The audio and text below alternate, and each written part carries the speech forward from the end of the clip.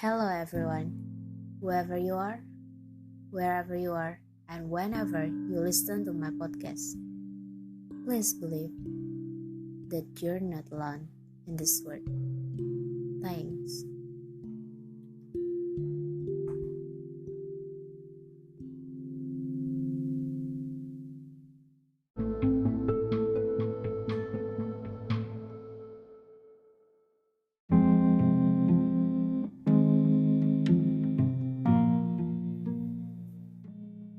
Welcome to Sinner Talk Podcast. Ya, selamat malam teman-teman semuanya dimanapun kalian berada. Semoga kalian selalu sehat dan bahagia. Walaupun nama akun podcastnya ini Sinner Talk Podcast dan emang ditujukan untuk membuat konten-konten yang deep dan gloomy, tapi aku selalu berharap untuk kalian semua untuk mendapatkan kebahagiaan kalian dan selalu sehat, entah itu sehat dalam arti fisik dan juga mental. Nah, karena kemarin 2 hari yang lalu kita baru saja melewati tanggal 10 Oktober yang juga bertepatan dengan Hari Kesehatan Jiwa Sedunia atau World Mental Health Day.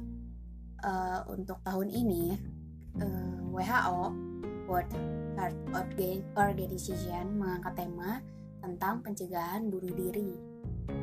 Nah, data global sendiri menunjukkan setiap tahunnya lebih dari 800.000 orang meninggal dunia karena bunuh diri, atau setara dengan 1 kematian setiap 40 detik. Wah, bayangin guys, kurang dari 1 menit udah ada yang meninggal, mati karena bunuh diri. Seandainya kita bisa mencegah bunuh diri ini, pasti angkanya juga akan lebih bertambah, gak jadi 40 detik lagi. Untuk itu kali ini gue pengen banget ngebahas soal suicidal thought. Apa sih suicidal thought? Sebelum ke suicidal thought itu apa, kita bahas dulu ya, kenapa sih penting? Karena sebenarnya suicidal thought ini bisa saja menjadikan seseorang itu benar-benar melakukan bunuh diri, bukan hanya pikiran untuk bunuh diri aja, tapi emang bisa jadi terjadi gitu loh, bukan hanya the spur at the moment aja, tapi ya emang udah dia rencanain matang-matang dan akhirnya bunuh diri. Kalian ingat gak sih kalau nggak salah ya di tahun ini apa tahun kemarin itu ada yang bahkan bunuh diri online. Bayangin, kita nggak pernah tahu kapan hal kayak gitu bisa terjadi, bisa aja ada di sekitar kita. Makanya penting banget untuk tahu seperti apa sih tanda-tandanya orang yang punya suicidal thought atau penyebab suicidal thought, dan apa yang bisa kita lakukan untuk membantu teman-teman, orang, keluarga, atau siapapun yang kita temui yang punya suicidal thought itu. Nah, langsung aja ya, kita ke apa itu sih suicidal thought. Jeng jeng jeng jeng.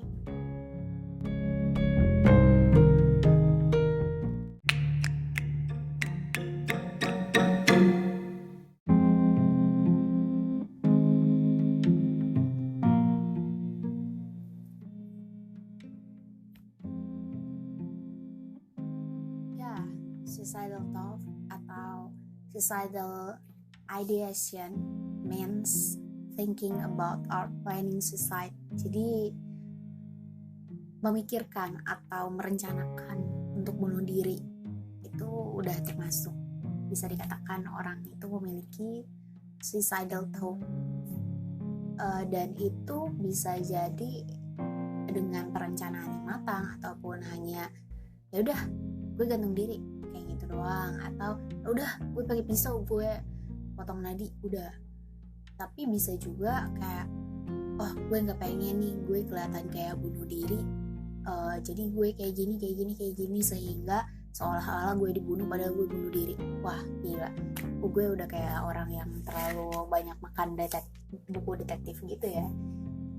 ya, tapi bisa dibilang seperti itu. Dan suicidal thought ini sebenarnya hal yang lumrah. Istilahnya nggak cuma gue, lo, dia, atau siapa gitu, orang-orang tertentu yang bisa memikirkan untuk bunuh diri. Tapi siapa saja bisa, kalau misalnya ada di situasi tertentu yang memungkinkan atau membuat dia punya pikiran itu. Kebanyakan sih terjadi ke orang-orang yang mengalami stres atau depresi. Dan sebenarnya kalau misalnya baru ya, pikiran-pikiran tersebut baru dan orang tersebut cepat nanganinya gitu, hal itu bisa segera ditangani dan gak terlambat untuk menghindarkan seseorang dari bunuh diri. Fakta tentang suicidal thought, kebanyakan orang yang punya keinginan untuk bunuh diri, pikiran-pikiran untuk bunuh diri itu tidak benar-benar memikirkan atau mencari tahu jawaban dari masalahnya. Terus juga kebanyakan biasanya terjadi kepada orang-orang yang mengalami depresi, kecemasan, atau eating disorder kayak anoreksia, atau bisa jadi body shaming, atau juga penggunaan obat-obatan terlarang. Nah, bisa juga dengan terjadi kepada orang-orang yang memang di keluarganya, entah itu ayahnya atau orang tuanya ya, ayah ibu, atau saudara-saudara dari ayah ibu, atau nenek, kakek, siapapun yang sebelumnya memang sudah mempunyai sejarah atau catatan memiliki gangguan kesehatan mental. Nah, selanjutnya nih langsung aja ke tanda-tanda yang ada di seseorang yang mengalami atau merasakan pikiran-pikiran untuk bunuh diri itu, yang biasanya mungkin bisa kita lihat gitu loh, seperti apa sih. Jadi ada beberapa, aku langsung sebutin aja ya. Misalnya saat seseorang itu ngerasa terjebak, entah itu terjebak karena situasi atau terjebak dalam hal perasaannya gitu, atau dia merasa hopeless gitu loh, kayak ya udah aku udah nggak berarti lagi, ya udah aku bunuh diri aja, misalnya dia mikir kayak gitu. Seorang yang merasakan sakit dalam arti sakit hati ya, misalnya sakit hati yang kayak sakit banget sampai nggak bisa lagi ngontrol perasaan itu. Misalnya loh, kayak kamu sangat suka banget sama seorang idol atau sama seseorang siapa gitu ya, entah itu pacar kamu atau siapa, dan kamu ngerasa kalau misalnya dia nggak ada di dunia ini lagi, kamu udah nggak ada alasan buat tersenyum lagi, udah nggak bisa hidup lagi gitu. Terus kamu akhirnya berpikiran untuk bunuh diri. Bisa jadi karena hal itu. Makanya dalam beberapa kasus ada di berita ya, misal seorang idol meninggal atau bunuh diri, dan terjadi beberapa fans, ada diberitakan beberapa fans yang sangat mengagumi si seorang idol tersebut juga melakukan percobaan bunuh diri atau bahkan bunuh diri, udah sampai istilahnya udah sampai mati gitu ya. Bisa juga karena pacar misalnya ya, kalau nggak salah banyak banget di Indonesia juga orang-orang yang mencoba bunuh diri karena sakit hati, misalnya ditolak atau diselingkuhin pacarnya atau apalagi ya, macem-macem, atau diputusin, ya macem-macem lah kan. Kita juga udah bisa tahu ya, baca di berita juga banyak, jadi bisa cari tahu lebih lanjut dari situ. Tapi ya itu salah satu contohnya. Bisa juga terjadi sama orang-orang yang punya mood swing, kayak gampang berubah gitu moodnya, atau orang-orang yang punya rasa bersalah yang sangat dalam, yang sampai menyalahkan dirinya sendiri. Itu juga tanda-tandanya. Terus juga orang yang punya suicidal thought biasanya tuh dia meningkatkan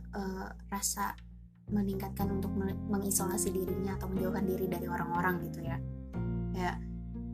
Karena dia ada di state dimana gue nggak pengen orang tahu gue berpikiran seperti ini, jadi dia menjauhkan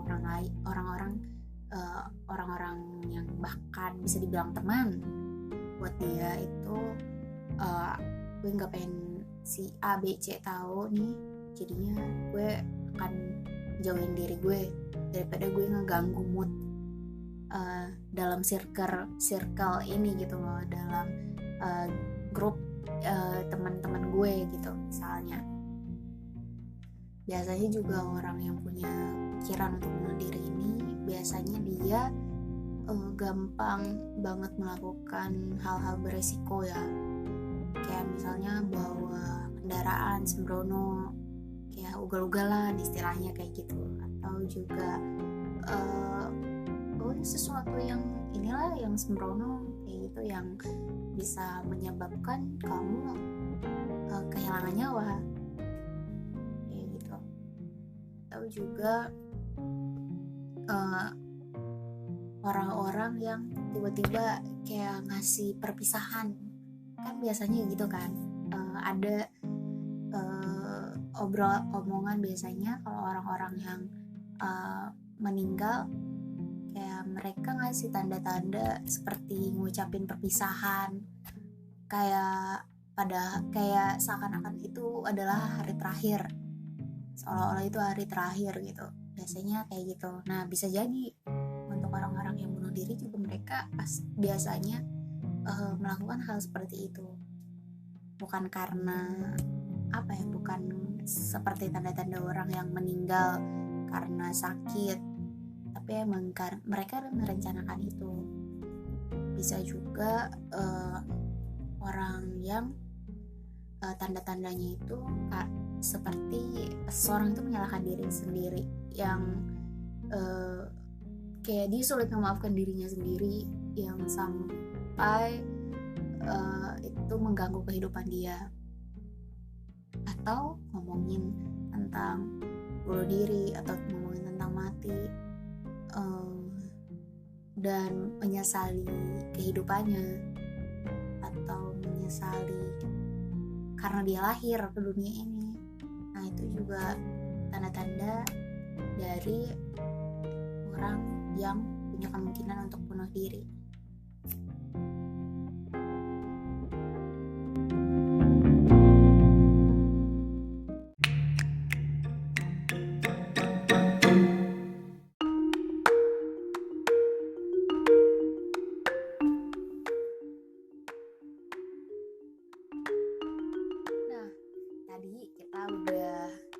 Membahas tentang symptoms-nya, tanda-tanda dari suicidal thought. Sekarang gue akan membahas tentang kasusnya, atau hal-hal yang mendorong terjadinya, penyebab dari terjadinya pikiran untuk bunuh diri ya. Jadi pikiran untuk bunuh diri ini biasanya muncul ketika seseorang udah gak bisa menangani situasi yang berat istilahnya, situasi yang memojokkan dia misalnya. bisa dari financial problems, bisa jadi kematian seseorang yang kita sayangi, atau hubungan yang rusak, atau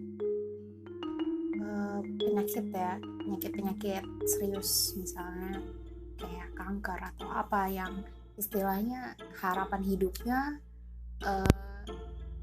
sulit diprediksi. Biasanya yang paling sering sih karena kehilangan. Jadi kehilangan terus juga sexual abuse, terus financial problems, terus juga penolakan. Misalnya ditolak sama seseorang yang kamu sukai, misalnya kayak gitu. Atau juga putus dari hubungan, entah itu perceraian atau putus dalam arti saat pacaran, atau juga bisa jadi saat pengangguran ya. Maksudnya dalam arti misalnya udah kerja terus kamu tidak kerja gitu kan, bisa kayak gitu.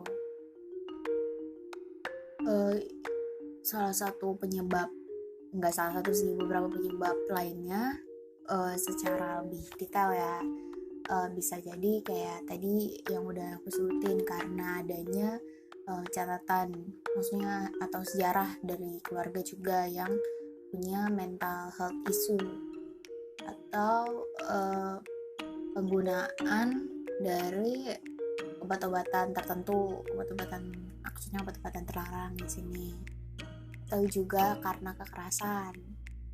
Makanya kenapa sebisa mungkin kekerasan dalam rumah tangga itu tidak ada ya, maksudnya tidak boleh ada gitu loh. Bahkan sampai ada ininya kan, sampai memang itu masalah yang serius, jadi biasanya perceraian pun terjadi karena adanya KDRT. Nah itu makanya kenapa kekerasan itu sangat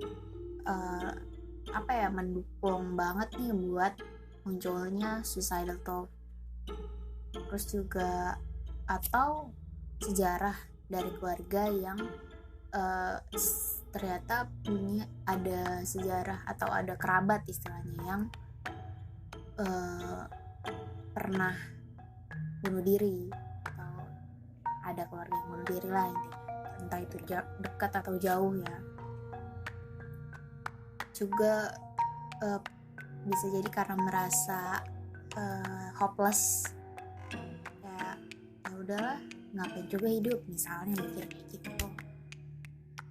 Atau adanya perasaan loneliness ya, dalam arti dia dikucilkan oleh teman-temannya. Makanya kenapa korban bullying bisa jadi memiliki pikiran untuk bunuh diri. Terus juga orang-orang yang bisa seperti yang tidak diterima oleh keluarga, terus juga tidak ada financial support misalnya kayak gitu, atau ada masalah hukum, entah itu nyolong mangga misalnya terus sampai dikepolisiin, atau emang yang serius kayak nabrak orang misalnya kayak gitu, atau dalam pengaruh obat-obatan, atau masalah di sekolah. Banyak banget deh penyebab yang bisa. Nah yang bisa banget juga nih karena adanya masalah mental illness itu tadi. Jadi kadang bukan hanya orang yang mengalami mental illness yang merasakan, tapi juga orang yang mengalami itu akan tahu gitu loh saat keluarganya siap atau tidak, sehingga dia berpikir bisa jadi membuat seseorang itu berpikir untuk bunuh diri karena ketidaksiapan dari keluarga, atau terutama dari orang tua atau saudara-saudara dekatnya ya. dan menyebabkan dia memilih untuk mengakhiri hidup. Bisa jadi karena itu, atau seseorang yang memang pernah mencoba untuk bunuh diri. Nah, saat seseorang udah pernah mencoba bunuh diri, biasanya justru dia akan lebih mudah untuk melakukan hal tersebut lagi, mengulangnya lagi saat dia ada di titik depresi dan dia masih belum mature ya, istilahnya belum mendapatkan jawaban dari permasalahan yang sebelumnya menyebabkan dia ingin membunuh diri.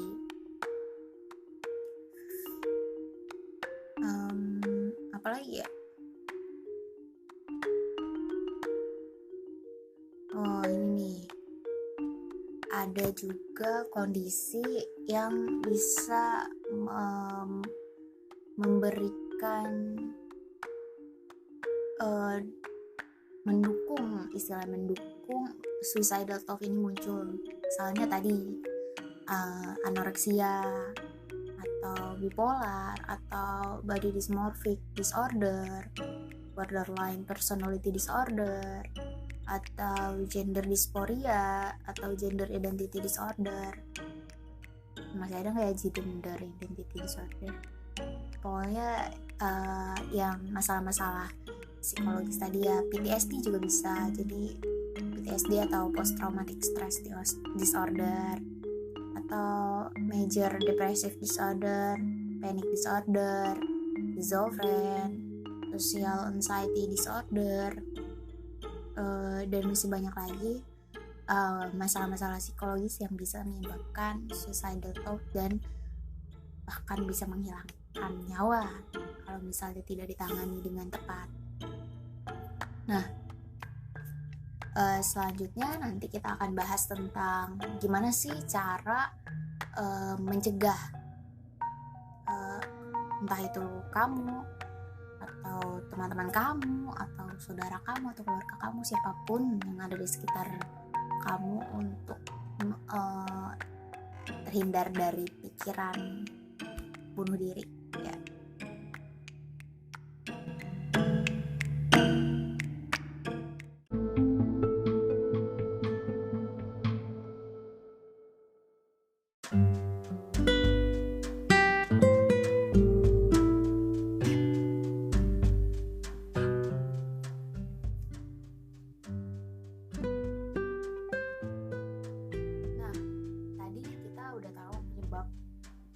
Suicidal thought itu apa aja. Sekarang di sini gue akan membahas tentang bagaimana mencegah atau apa sih tindakan-tindakan pencegahan munculnya behavior untuk suicide atau behavior yang bisa menyebabkan kematian gitu ya, atau bunuh diri.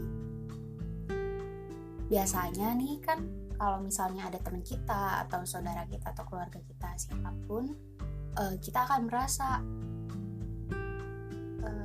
kenapa sih orang ini kok aneh ya gitu, atau kok ada yang salah ya dengan orang ini gitu. Kadang kita udah ada hunch gitu loh, kayak aduh apa ya yang salah, tanya nggak ya gitu. Biasanya udah ada something gitu loh, kita ngerasa kalau misalnya orang-orang di dekat kita itu berubah gitu. Nah, kalau misal menurut National Institute for Mental Health, di sini ada beberapa saran nih buat kita untuk mencegah terjadinya bunuh diri, entah itu ke teman kita atau keluarga, siapapun. Jadi buat jaga-jaga ya intinya. Kalau misalnya kita merasakan seseorang istilahnya kayak ada yang berubah nih, atau kita ngerasa something was wrong gitu dengan seseorang, kita lebih baik kita tanya apa yang terjadi dengan dia. Dan mungkin kita bisa tanya, kalau misalnya dia cerita, kita bisa tanya lebih jauh apakah dia berpikir sampai untuk bunuh diri gitu. Terus juga keeping them safe, atau menjaga agar orang itu tetap aman gitu.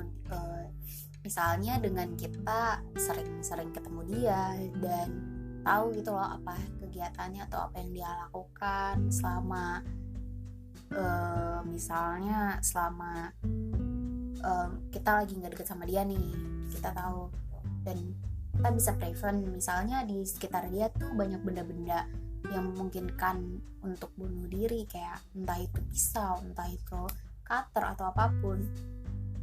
Kalau bisa kita mencoba menjauhkan benda-benda tajam dari mereka.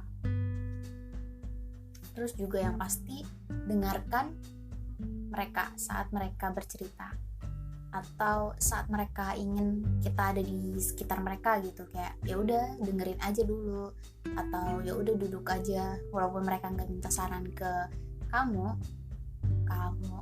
tadi lu gue, sekarang aku kamu.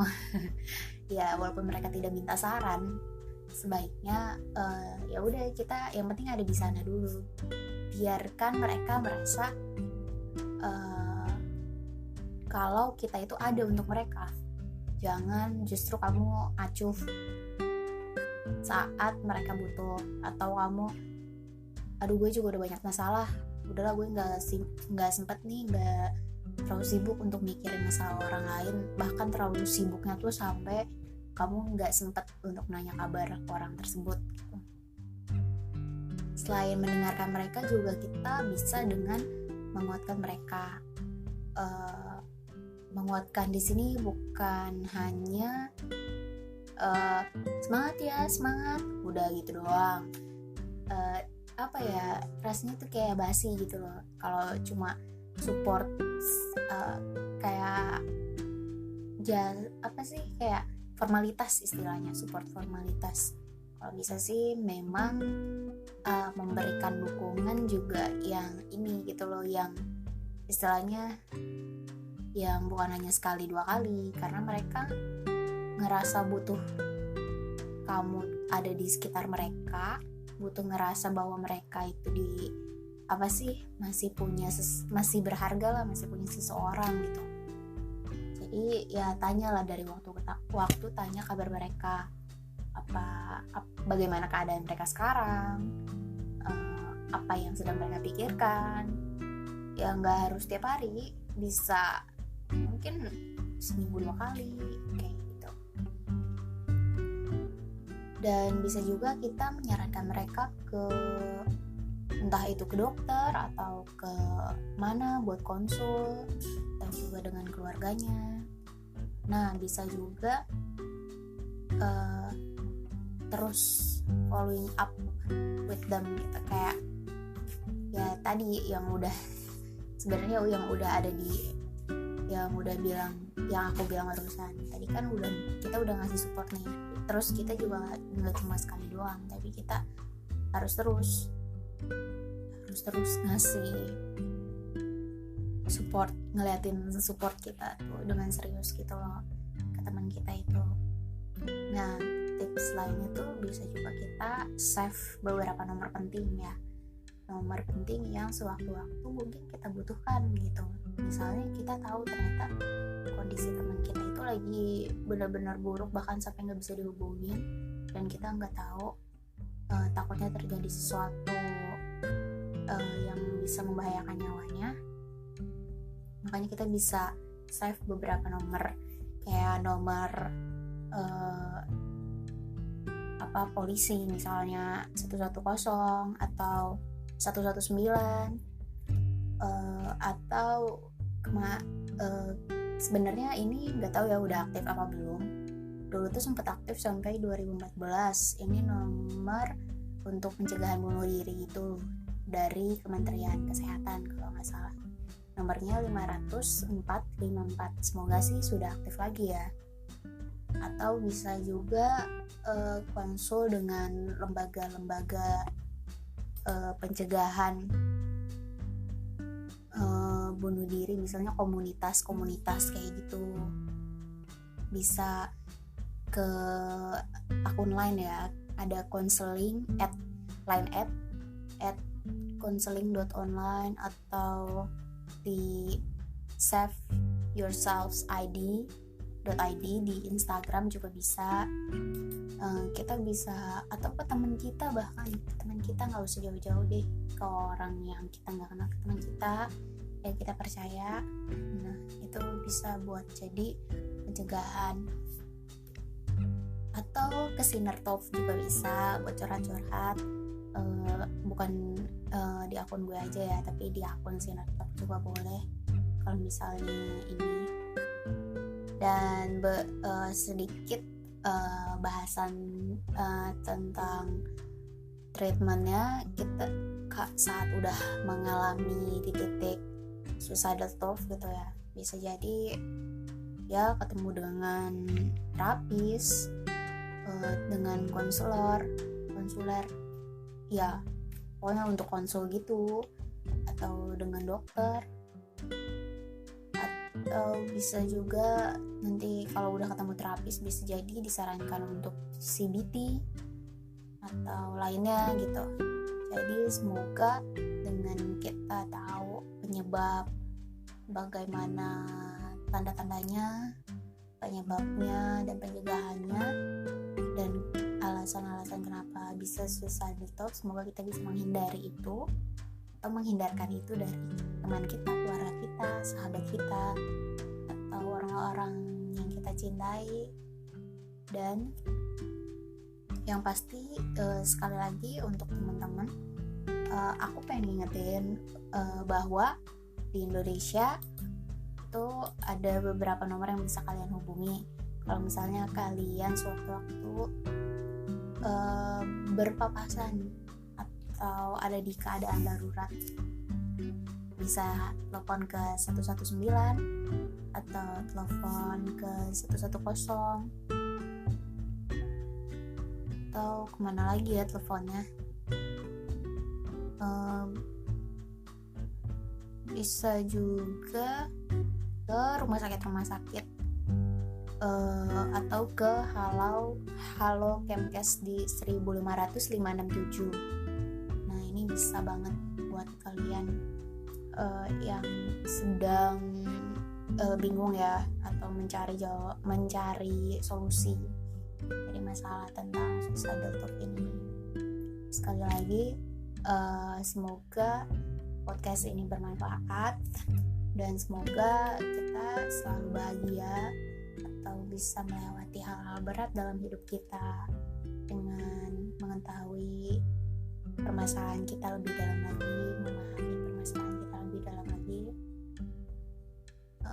Selamat malam, sampai jumpa di podcast Sinner Talk berikutnya. Bye.